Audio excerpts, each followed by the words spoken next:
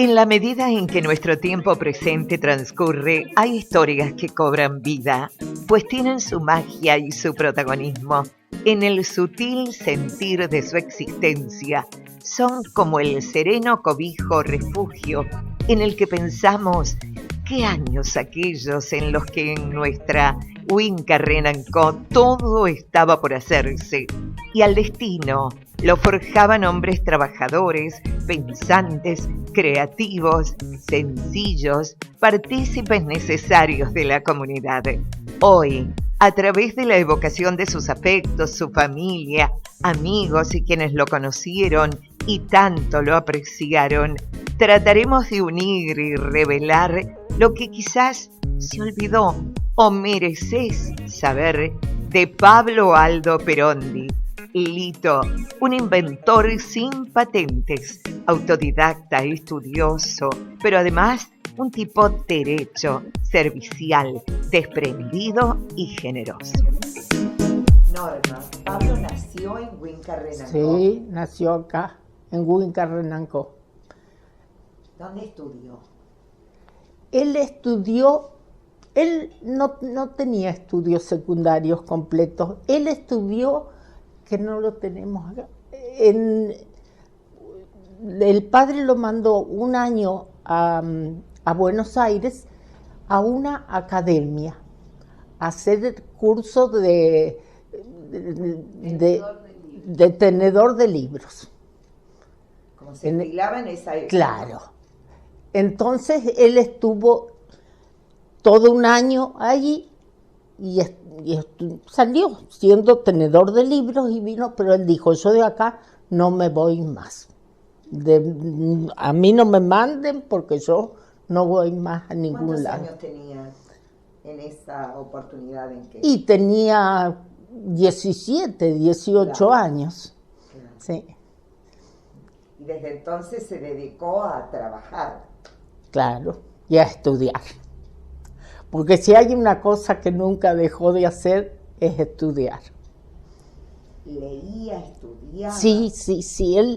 Él, su mesita de luz estaba siempre llena de libros.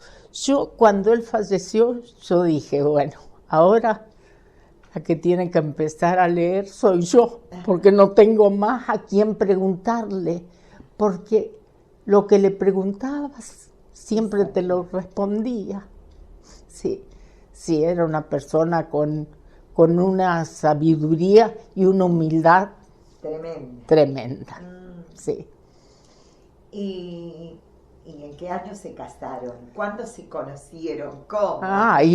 Nos conocimos de siempre, porque él vivía acá, esta era su casa, y nosotros vivíamos al lado con mis padres, mis hermanas, ¿viste? ¿Eran vecinos? Éramos vecinos, sí, y amigos, ¿viste? Claro. Pero, y bueno, y pasó que yo cuando no podía, yo decía, no, yo no me voy a poner de novio con Lito, porque yo no quería, porque él era mucho mayor que yo, 15 años me llevaba, así.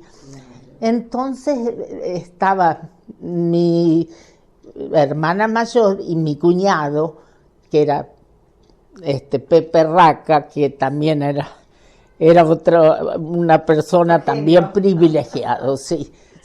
Y él estuvo siempre con mi marido acá. Siempre. Él estudió, aprendió todo lo que sabía de electricidad con mi marido. Y lo quería muchísimo. Y bueno, así que... Ha sido un hombre generoso. Sí. Porque sabía mucho, pero compartía sus talentos, enseñaba a otros. ¿Y cuántos chicos se hicieron acá? Ahí hay uno. Sí. Ahora sí. Vamos a convocar su palabra. Sí. Siempre acá en la casa él tuvo su lugar de trabajo. Claro, siempre donde tenemos el quincho nosotros, sí. Ahí era el taller. ¿Vos te acordás, Nachito? Sí, claro. Y él lo adoraba, a Ignacio lo adoraba y salíamos a dar una vuelta. Nosotros teníamos una camioneta vieja y la incógnita, la duda de Ignacio era: Lito, si vos querés hacer un viaje, ¿vos llegarías en esta camioneta? Siempre le preguntaba lo mismo. Y era chiquito, sí. Era chiquito, sí, él se crió acá, sí, claro, con nosotros. Los padres vivían enfrente. Acá enfrente. Así, con testimonios tan cercanos y emotivos, fuimos reconstruyendo los pasos de un hombre sencillo que, como forma de escapar a la rutina, vio más allá de los límites, que respiró al compás de cada pequeña partícula o materia que moldeó, que encajó en su todo más perfecto, que se sostuvo en alegría y amistad en su club, Santa Paula, por ejemplo, que protegió a su familia, que fue desinteresado y honesto, que se conmovió con la ternura de los niños, Ignacio Bortiri, quien nos acompañó durante toda la entrevista, era su mimado, hoy hombre profesional, que recuerda aquellos primeros años felices en la casa de los Perón. Sí, yo recuerdo de él, la faceta que yo recuerdo era como padre, porque yo siempre digo, bueno, él, su trabajo, digamos, era muy de hombre, era, ¿no es cierto?, todo lo que tiene que ver con estas cosas de electricidad y todo eso. Y bueno, mi hermano, él como que adquirió el gusto por todo estos temas, y yo siempre digo, yo heredé de mi mamá las agujas, las lanas, que yo me crié entre lanas y agujas, y bueno, es el día de hoy que yo siempre digo, le saco chispas a las agujas, porque bueno, mi talento y mi inclinación fue ese, pero de mi padre, yo lo recuerdo como padre, son los recuerdos que yo tengo de él, no tanto de su obra, sino como padre, la persona extraordinaria, ese ser humano maravilloso que yo descubría, y que también, siendo muy niña, me preocupaba, porque él siempre implícitamente en su personalidad tenía una gran cuota de tristeza. Era una persona, un ser depresivo, y bueno, yo eso, al ser su hija, y bueno, lo sentía mucho, y me preocupaba muchísimo siendo muy niña, y yo decía, mi padre, esta tristeza que él tiene, y bueno, y por ahí veía, digo, él no sé si va a lograr superarla, y bueno, de hecho él eso lo acompañó todos los años de su vida. Él hasta el final de su vida tuvo que luchar con esa otra faceta, claro, tal cual, que tenía. Y bueno, nosotros acá en el hogar, digamos,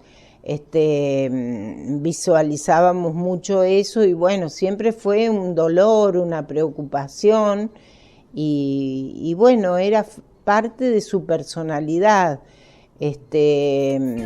Quizá claro, la excesiva responsabilidad para con sus hermanos menores, sí, por supuesto, su gran sensibilidad, Vidas que trascienden. En el año 2002, por ordenanza municipal, durante la gestión del doctor Aldo Enrique Basare, se instituyó el nombre de Pablo Aldo Perondi al Salón Auditorio del ISET. precisamente hablamos con la directora del Instituto Superior de Enseñanza Tecnológica, la doctora Raquel Tosí. Realmente sí, además de audiencias, pensemos que por este sitio, por este auditorio pasan muchas de las colaciones de grado, tanto de nivel medio como de la parte privada, de la parte estatal, como las carreras de grado y pregrado, las que se dictan en esta casa. Entonces, un poco uno siempre piensa cuando tiene que dirigirle una palabra a los egresados en el ámbito que se lo está diciendo. Y si se pudiera imprimir en cada una de las cabezas de los que egresan, independientemente de qué egresen, si se pudiera imprimir algo de las cabezas que tuvieron personas como Don Perondi, yo digo, hoy con las herramientas de la actualidad, ¿qué hubiera sido de Don Pablo Perondi? Realmente, si él hubiera tenido al alcance las herramientas de las que disponemos hoy, indudablemente ha sido una persona pionera y innovadora con las pocas herramientas que tenía en ese momento. Así que verdaderamente un poco de su espíritu que quede impreso en la cabeza de las personas que reciban algún tipo de certificación en este ámbito, ¿no?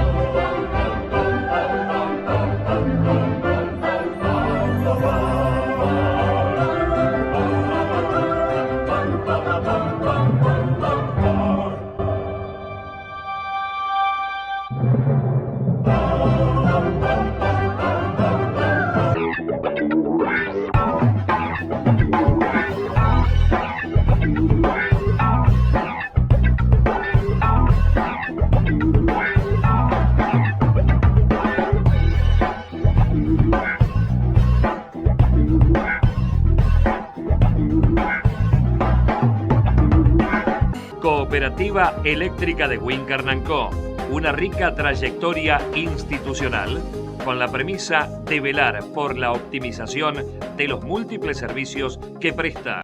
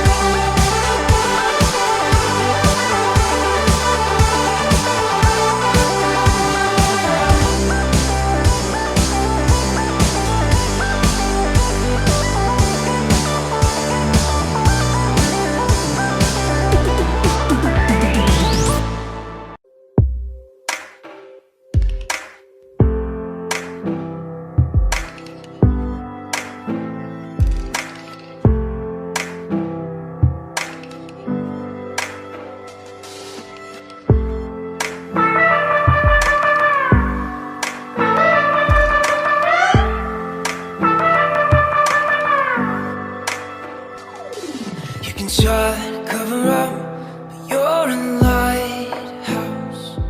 When the waves are getting rough, you're the way out. You could try to quiet down, blend in without a sound.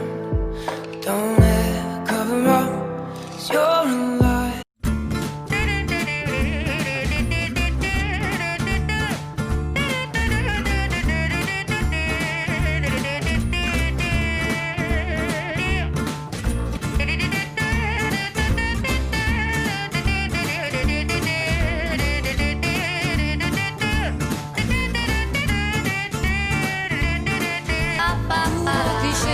Bienvenue dans ma réalité.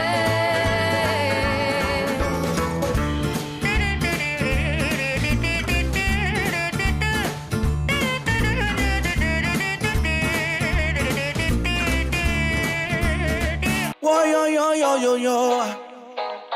No hace falta ser un superhéroe para salvar a la gente que quieres. Quédate en casa. Ay, quédate en tu casa. Quédate en casa.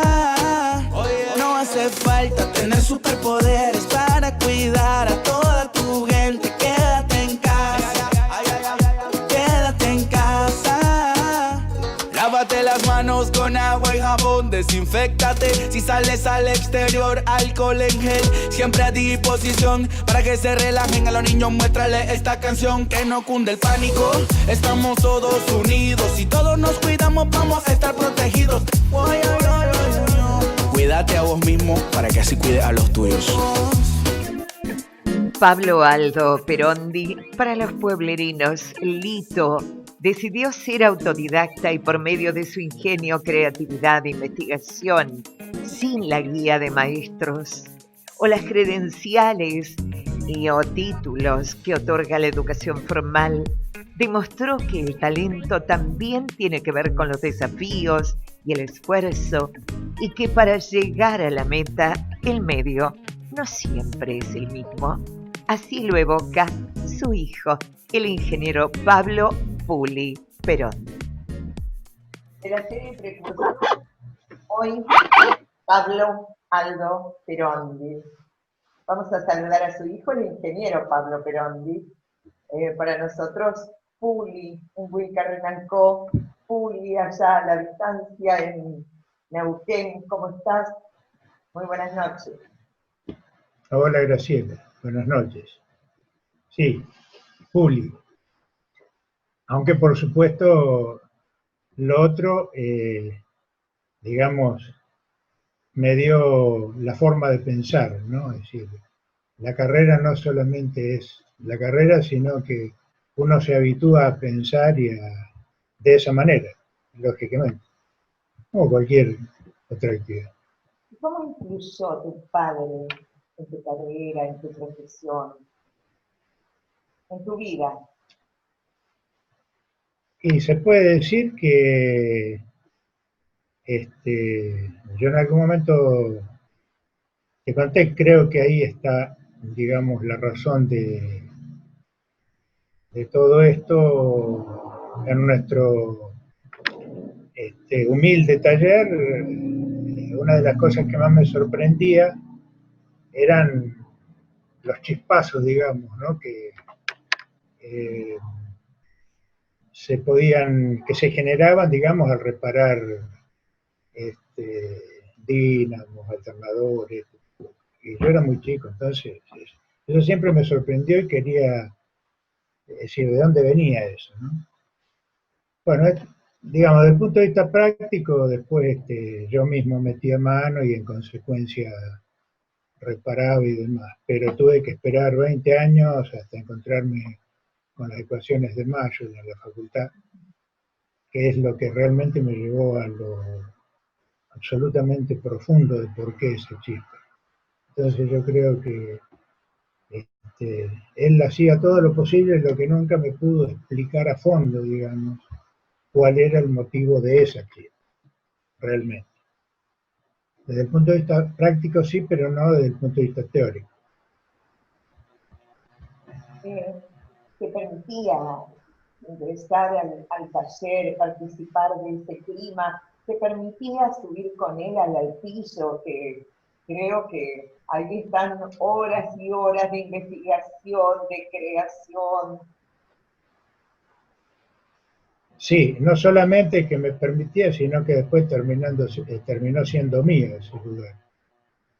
Porque, digamos, yo cuando volvía de Córdoba o en las vacaciones, siempre estudiaba ahí, ¿no? O sea, estudiaba, hacía trabajos. Fue mi lugar, digamos. Mi lugar de estudio fue ese. Donde ustedes, bueno, han podido ver algunos equipos. Sabes que cuando ingresamos al taller, hasta percibimos que el olorcito tan característico, ¿no? Imagino que es uno de los aromas que ha marcado tu vida, como, bueno, la sencillez de tu padre, a quien muchos recuerdan como un tipo muy derecho, querendón, incansable para el trabajo, incansable. Y sí, él trabajaba de lunes a lunes, o sea, no paraba los fines de semana, en fin. Por supuesto, de alguna manera la actividad después, su actividad fue cayendo con los años, pero mientras tuvo, digamos, esa energía, él siempre sí se dedicó a trabajar muy fuertemente. Y a transmitir eso, ¿no? El hecho de trabajar y de estudiar, que en última instancia son las fuentes de optimismo de la vida, ¿no? El trabajo y el estudio. Fuentes de libertad y de optimismo. Eso es lo que me inculcó muy fuertemente. Libertad, valores. Valores, marcar, digamos, toda una literatura, libros que tengo aquí conmigo, que fueron los que básicamente me marcaron muy fuertemente en la vida, muy especialmente los libros de José Ingenieros, digamos, que son los que más atesoro, digamos. Juli, y con respecto a sus inventos, que dieron que hablar, el televisor, supongo que, no sé, estaba nacido, porque él tenía 23 años cuando lo hizo, o al avión, a control remoto, que es otro de sus inventos. Contame. Mira, esas cosas se valoran de manera muy significativa y yo las valoro muy fuertemente también, así como mucha gente del lugar, ¿no? Porque yo creo que tanto poniéndolo cronológicamente el avión, que yo calculo que yo no lo vi volar ese avión nunca, por supuesto que me han contado que volaba y demás, fue uno de los primeros aviones de aeromodelismo del país. Había que tener, porque había que conseguir los elementos, era un laburo. Hoy es re fácil, hoy yo estoy armando uno ahí arriba, pero compras todas las piecitas y lo armás, ¿viste? Ese avión debe haber sido construido entre 1945 y 1948, o sea, yo estaba a 10 años de nacer. Claro. En ese tiempo, ¿no? Y bueno, en realidad también hay que decir que había una especie de club de aeromodelistas en el club, y el avión no lo hizo él solo, o sea, hubo muchos otros, de cuales yo recuerdo al señor Bergia, que vivía frente a casa. De hecho, cuando lo restauramos estando yo allá por el primero o segundo año de la facultad, lo restauramos con el muy conocido, el Nene Bergia, que murió hace poco. Sí, falleció hace Berger, un el año. apellido. Berger. ¿Cómo? El apellido. Berger, sí, perdón. El Nene, o sea, con él lo restauramos por primera vez. Bueno, y hubo, digamos, participaron unos cuantos, pero lógicamente él debe haber bancado todo ese esfuerzo, por eso el avión se quedó en el taller. ¿El avión es anterior al televisor?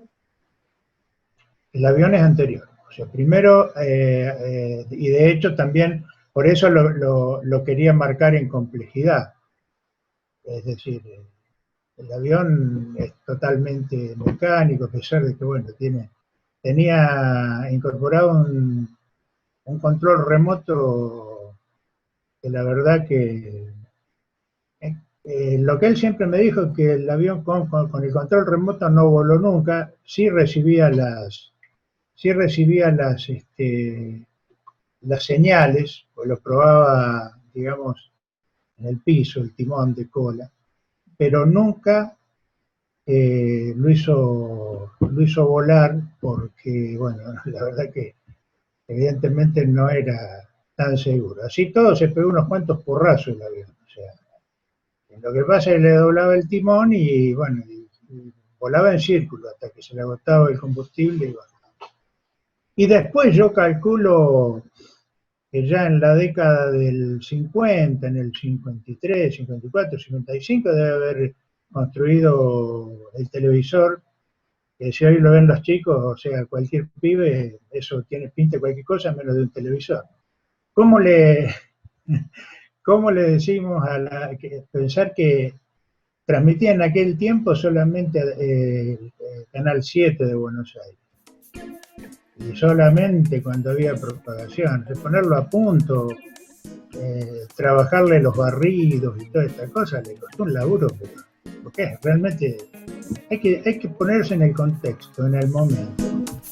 Entre todas las cosas que ustedes imaginan, allí en el altillo de su casa, siempre ubicada en calle Laprida de nuestra ciudad, este personaje entrañable creaba, estudiaba, allí pergeñó su gran invento, el televisor, el primero en Wincarrenanco, pero además lo hizo antes, antes de que los Yankelevich decidieran traer la llamada caja boba al país y que los televisores se vendieran masivamente en Córdoba y Argentina.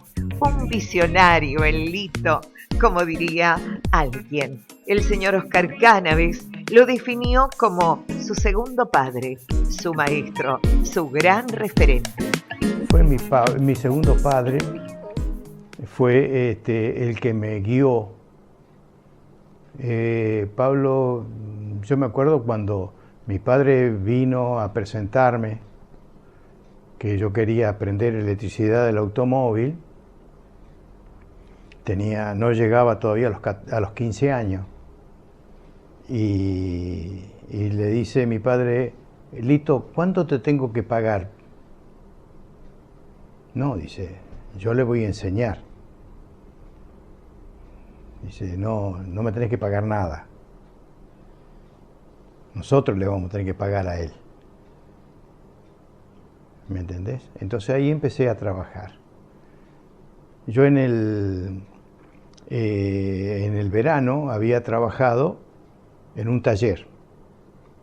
Y en ese taller mecánico, para limpiar las piezas, le sacaban nafta a los autos. ¿Me entendés? Entonces un día me dice, lavame estas piezas, de un dínamo, un arranque, no me acuerdo, pero era una pieza de lo que ellos arreglaban. No había nafta, había un bidón, la lata de dulce de batata, que ahí se ponía las piezas y se ponía nafta, y un pincel. Y vi una manguerita colgada en la pared, la agarré. Y le fui a sacar auto. En ese tiempo los autos no tenían ni seguridad en el caño para que te roben ni nada por el estilo, ni llave. Entonces metí la manguera. Cuando me agacho, me dice, jovencito, acá no se roba la nafta, acá se compra. Sí, pero yo... No, usted va, le pide dinero a Rizzo y va a comprar nafta a lo Darío Merlo. Dice, acá no se roba. Ni así esté el dueño del auto que lo autorice a usted a sacarle nafta. Porque el que pasa por la vereda no sabe que usted está autorizado. Toda una enseñanza, ¿no? Es una enseñanza la primera. ¿Me entendés? Y después me dijo, después te voy a explicar por qué está esa manguerita. A los pocos días viene un auto, te puedes imaginar un auto, un Chevrolet 40, un Ford 39, era lo que andaban en esa época. Y me dice, vení, te voy a enseñar para qué es la manguera. Bueno, se puso una punta de la manguera en el oído.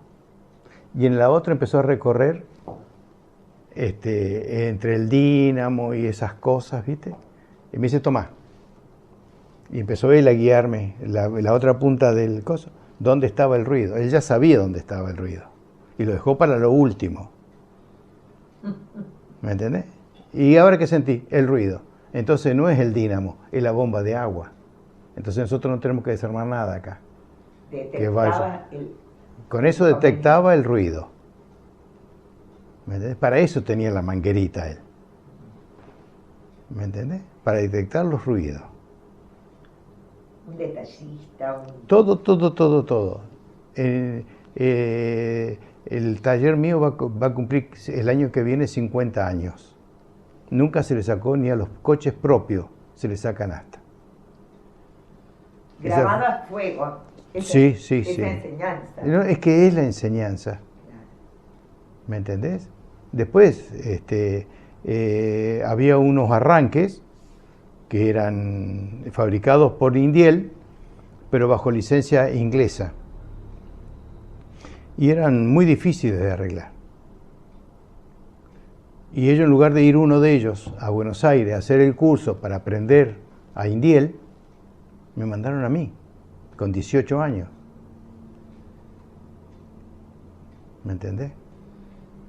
Bueno, eso yo me... Daba e infundía confianza, él.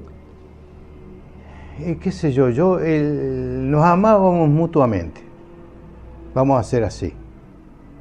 Porque él me enseñó a dar película, él me enseñó a desarmar las máquinas. Cuando yo hice el servicio, todo el año di película en el servicio militar. Cuando yo quería venir, veía que había un engranaje roto de una de las máquinas, y venía y él me los cambiaba, ¿me entendés? Por algo reparado o nuevo, y yo iba y lo armaba.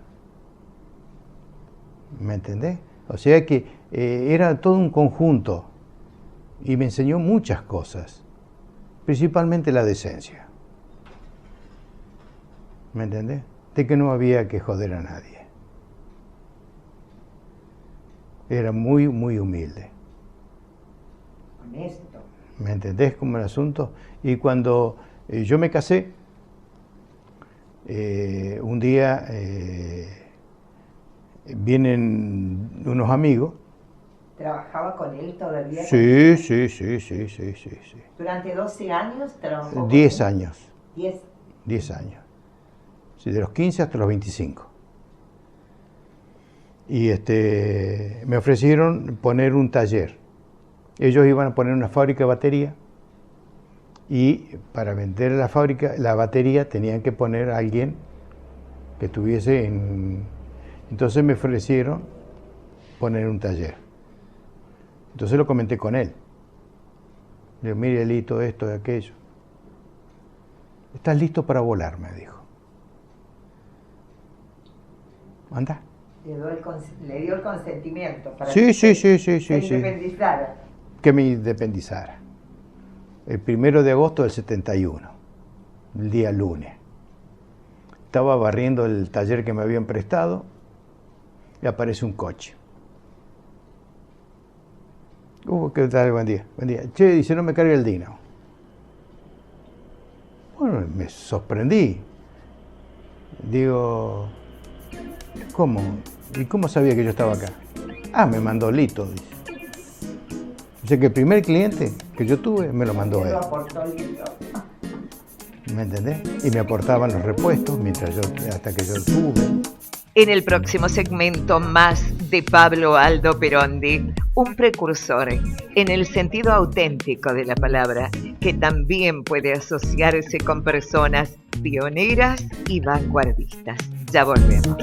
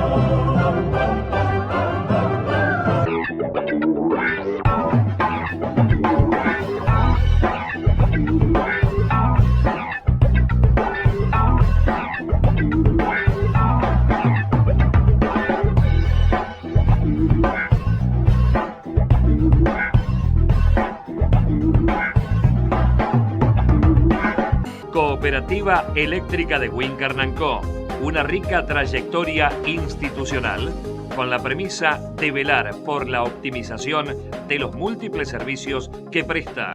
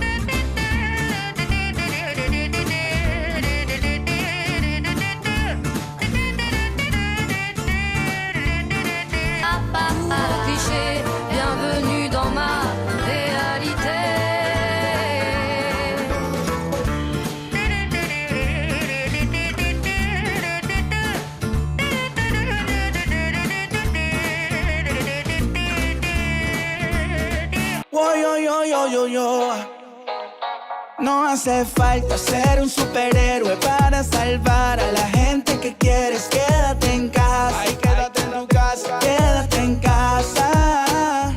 No hace falta tener superpoderes para cuidar a toda tu gente. Quédate en casa. Quédate en casa. Lávate las manos con agua y jabón, desinféctate. Si sales al exterior, alcohol en gel, siempre a disposición para que se relajen. A los niños muéstrale esta canción, que no cunde el pánico. Estamos todos unidos, si todos nos cuidamos vamos a estar protegidos. Cuídate a vos mismo para que así cuides a los tuyos. Pablo Aldo Perondi, su hijo, siguió su legado. El ingeniero Pablo Puli Perondi, con quien mantuvimos una comunicación vía Zoom, así lo evocaba. En ese aparato vi las primeras imágenes. Estamos hablando de un tubo de 10 centímetros de diámetro, o sea, era una cosa de loco. O sea, ustedes lo vieron el otro día lo que es. Sí, claro. Por ahí veíamos peleas pero muy de vez en cuando. Es un tubo, son tubos de deflexión electrostática, por otro lado. Por eso son tan finos, distinto a los electromagnéticos, que es la generación anterior a los LED y todas estas cosas. Y tu madre comentaba que cuando lo funcionó por primera vez, la casa se convirtió en una romería, porque iba gente a ver televisión y tenían miedo hasta que el altillo se cayera por la gran cantidad de gente, ¿no? Claro, claro, sí. La verdad que realmente era así, o sea, son tiempos que parecen increíbles, o sea, parece increíble, digamos. No parece que haya ocurrido, pero efectivamente así fue. Y también se le adjudica ser el pionero en los equipos de comunicación entre el pueblo y las estancias. Las estancias. Sí, sí, sí. Sí, sí, hay equipos de banda ciudadana, banda lateral única para móviles, bueno, después los VHF, Pero qué los cosa, UHF. en ese momento, una cosa súper práctica, útil, modernosa, te diría que alguien aquí, desde la ciudad, pudiera transmitirle de pronto, no sé, órdenes o sugerencias al puestero en el campo. Había estancias detrás del campillo, que eran propiedad de, creo que de los Díaz de Huinca. Sí, así es, sí, sí. Y bueno, sabíamos bien, sí. la antena, incluso hubo atisbos, hubo gente que pidió que fuera declarada la antena que está en tu casa, que se puede ver en tu casa, monumento o de interés público, porque representa también las hazañas cotidianas y el trabajo de tu padre. Sí, eso fue también un hecho importante, la parte de la base, yo creo que era de un molino que tiene toda esa pinta. La verdad que no recuerdo que me haya dicho si la hizo construir o es la estructura de un molino. Y después, bueno, eran 3 o 4 caños que llegaban hasta una altura de los 25 metros, una cosa por el estilo. Eso tenía antenas de distintos tipos, es decir, había bandas laterales, había VHF, estaban las antenas de televisión. Bueno, una noche de una tremenda tormenta se vino abajo eso. Habían pasado muchos años, pero se cayó, se vino abajo, se vinieron abajo, digamos, los caños, ¿no? En tanto que lo que se ve ahí es la base, o sea, la base de molino. Pero sí, también construyó, y eso hoy en día los equipos de radio aficionados se consiguen y de altísima calidad y se consiguen en cualquier lado. Él se armó esos equipos para poder comunicarse. Juli, ¿y qué sentiste cuando el salón auditorium del ISET, que es un edificio icónico por todo lo que representa en Huinca-Renacó, fue denominado o bautizado con el nombre de tu padre? Y yo creo que eso fue un hecho tan genuino, tan natural por el reconocimiento de la gente, que yo te vuelvo a recordar lo que te dije en aquel momento. Y vos lo dijiste ahora al principio. Era un buen tipo, era una persona muy sencilla, muy campechano. Y lo que yo particularmente sentí es que era un hecho genuino, un reconocimiento de su lugar para lo que él significó, porque no te olvides que él ni siquiera participó nunca en ninguna actividad como política o este tipo de cosas. Sí, él era miembro de la cooperativa, pero era vocal número 20, suplente. Pero sí, siempre, siempre lo de participar, lo de brindarse, siempre digo que también, fíjate que cuando atendía a los equipos de onda corta, los los primeros equipos de rayos X, del sanatorio, del hospital, poniéndole todas su... Encima, como era amigo, muchos recordarán al doctor Blanco, a Juan Carlos Blanco, que incluso fue intendente de Huenca. Bueno, era como un padre para él. Pero en general los médicos lo llamaban, qué sé yo, a las 11, a las 12 de la noche porque había algún problema, había habido, o necesitaban sangre, el tipo estaba siempre dispuesto. No solamente daba su conocimiento, sino daba... lo mismo pasaba con el cine.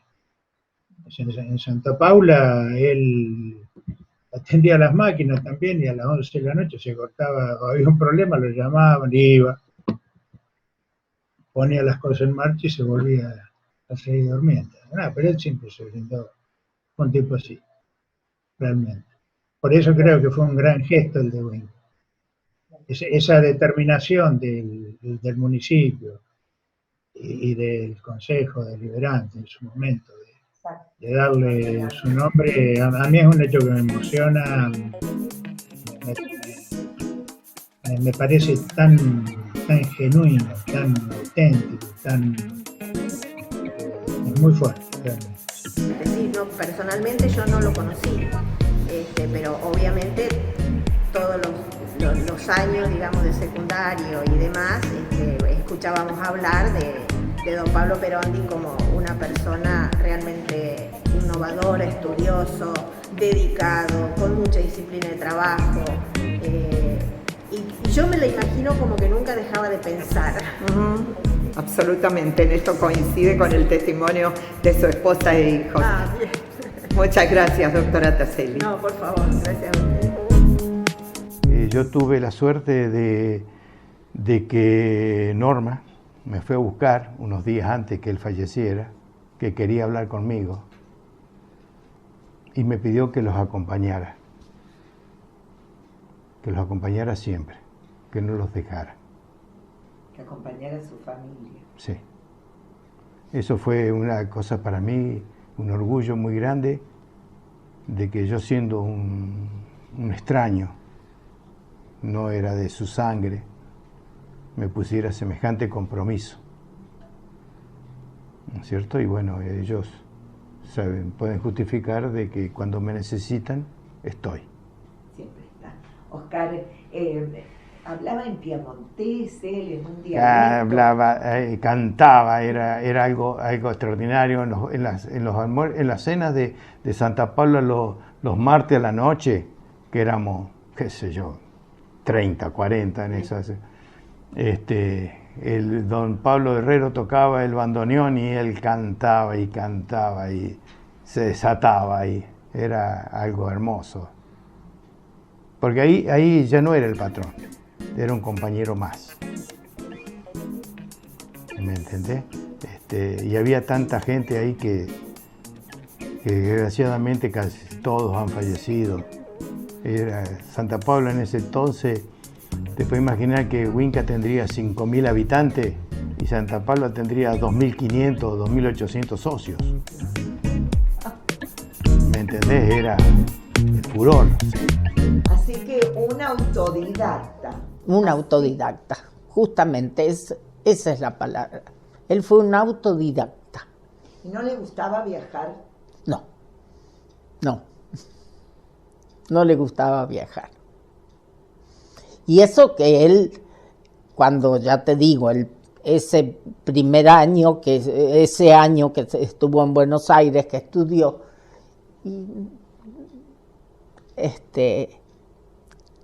dijo, yo no me voy más de acá, porque iba también a la par de mucho sufrimiento, porque él de muy joven, la madre fallece, él tenía 17 años y él era el mayor de los 4 hermanos.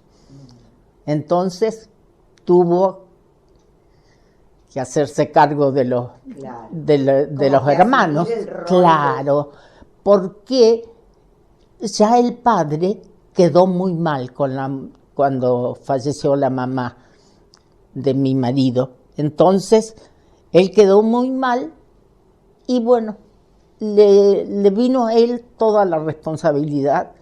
Yo siempre les decía a ellos, tu padre no es la primer familia esta, es la segunda que él críe, claro, porque sus hermanos, todos él. Sí.